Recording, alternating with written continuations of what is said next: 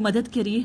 मेरी बहन किरण शापित नदी की ओर चली गई थी, तब से वो वापस नहीं लौटी है। मुझे डर है कि कहीं बाकी लोगों की तरह उस नदी ने उसे निगल तो नहीं लिया होगा। अब आप ही अपनी शक्ति से पता लगाइए। तुमने सही पहचाना, वो शापित नदी ही तुम्हारी बहन को खा गई है। अब तुम्हें जल्दी ही अपनी बहन को उस शापित नदी के जाल से छुड़ाना होगा, वरना वो हमेशा के लिए उसी नदी में जलपरी बनकर रह जाएगी और कभी भी वापस नहीं आएगी। हे भगवान, ये कैसा घोर अनर्थ हो रहा है। अब आप ही कोई उपाय बताइए। मैं अपनी बहन को कैसे भी करके उस शापित नदी से छुड़ाना चाहती हूँ। बताइए, मैं सब कुछ करने के लिए तैयार हूँ। उस शापित नदी की जलपरी ने जैसे अब तक गांव की औरतों को गायब करके जलपरी बना दिया था, वैसे ही तुम्हारी बहन को छल करके उसे भी जलपरी बना दिया है। अब अगर 3 दिनों में तुमने अपनी बहन को उससे नहीं छुड़ाया, तो 3 दिन बाद तुम्हारी बहन अपनी सारी इंसानी याददाश्त खो देगी और वो तुम्हारे साथ अपनी इंसानी जीवन की भी यादें खो देगी। इसका बस एक ही उपाय है। ये लो, ये जादुई पानी है, जिसकी एक बूंद को अगर तुम किसी जलपरी पर छिड़क दोगी तो उसका असली मोती स्वयं तुम्हारे पास आ जाएगा। और अगर 2 बूंद छिड़कते ही उसकी खोई हुई याददाश्त वापस आ जाएगी और 3 बूंद छिड़कते ही जलपरी बने लोग वापस इंसान बन जाएंगे। इसका खास ख्याल रखना, इस जादुई पानी की बूंदें जमीन में न गिरने पाएं, वरना कोई भी फायदा नहीं होगा। सारे प्रयास तुम्हारे व्यर्थ हो जाएंगे। अब जल्दी जाओ और अपनी बहन के साथ बाकी लोगों को भी बचा लो। ये बोलकर साधु बाबा संध्या को एक शीशी का जादुई पानी देती हैं और संध्या वो जादुई पानी लेकर बोलती है, बहुत बहुत धन्यवाद आपका। मुझे अब समझ आ गया है। मैं अभी जाती हूँ और अपनी बहन के साथ इतने सालों से गायब हुई बाकी औरतों को भी छुड़ा कर लाती हूँ। ये बोलकर संध्या वहाँ से चली जाती है और अगले दिन वो साधु बाबा का दिया जादुई पानी लेकर उसी शापित नदी की ओर जाती है और वहाँ पहुंचकर वो आवाज देने लगती है, जब मेरी बहन ही नहीं रही तो मेरे रहने का भी क्या फायदा। हे शापित नदी, मुझे भी तुम निगल लो। अब मैं जीकर क्या करूंगी, मुझे भी जलपरी बना दो। ये बोलने की काफी देर बाद तक कोई जलपरी नदी से नहीं निकलती है तो संध्या हार नहीं मानती है और दूसरे दिन भी नदी किनारे बैठी इंतजार करने लगती है।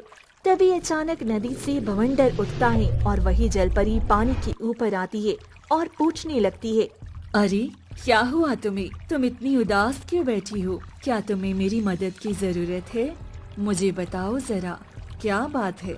मेरी बहन किरण घर से गायब हो गई है और इतने दिनों से वो घर में वापस नहीं लौटी है और अब तो मुझे उसके जिंदा रहने की कोई उम्मीद नहीं लग रही है। अब जब वो नहीं रही तो भला मैं जीवित रहकर क्या करूंगी? मैं भी इस नदी में डूबकर मर जाना चाहती हूँ। अच्छा, तो ये बात है।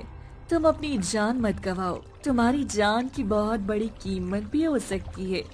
तुम्हारी दुख भरी कहानी ने मेरा दिल छू लिया। मैं बाहर जमीन में आकर तुमसे बात करना चाहती हूँ। क्या तुम जरा हाथ दोगी मुझे बाहर निकलने में मदद करने के लिए? ये सुनकर संध्या के मन में खुशी की लहर दौड़ जाती है और वो सोचने लगती है, लगता है ये वही दुष्ट जलपरी है जो मुझे भी अपने जाल में फंसाना चाहती है और बाबा जी के कहे अनुसार ये मेरा पहला और आखिरी मौका होगा इस जलपरी पर वो जादुई पानी की बूंद छिड़कने का। इसलिए मुझे बहुत ही सावधानी बरतनी होगी। ये सोचकर संध्या धीरे धीरे अपना हाथ उस जलपरी की ओर बढ़ाती है। जैसे ही जलपरी उसका हाथ पकड़ती है, संध्या दूसरे हाथ से छिपाया हुआ जादुई पानी की शीशी को लेकर जलपरी के ऊपर छिड़क देती है और उसी से गलती से 1 बूंद की जगह 2 बूंद छिड़के जाती हैं। तभी अचानक तेज रोशनी होती जाता है और ये देखकर हैरान जलपरी कहती है, अरे तुमने क्या किया? ये किस तरह का पानी था? मेरा मोती तुम्हारे पास कैसे चला गया? बताओ कौन हो तुम? मेरा सर तेजी से चकरा रहा है। सच बताओ तुम कौन हो? मैं उसी किरण की बड़ी बहन हूँ जिसे तुमने छल करके जलपरी बनाकर कैद कर लिया है। इस जादुई पानी की बूंद के असर से ही तुम्हारा मोती अब मेरे पास है। मुझे जल्दी ही मेरी बहन के पास ले चलो, वरना तुम्हारा मोती मैं यही नष्ट कर दूंगी। नहीं नहीं, ये कभी मत करना, ये मेरी जान से भी ज्यादा प्यारा है। इसके बिना मैं एक पल भी नहीं रह पाऊंगी। मगर मुझे किसी इंसानी जीवन की कुछ यादें याद आ रही हैं। लगता है मुझसे एक गलती से एक बूंद की जगह 2 बूंद तुम पर गिर गई। तो बूंद छिड़कते ही तुम्हारी अगर कोई खोई हुई यादाश्त होगी तो सारी यादाश्त वापस आ जाएगी।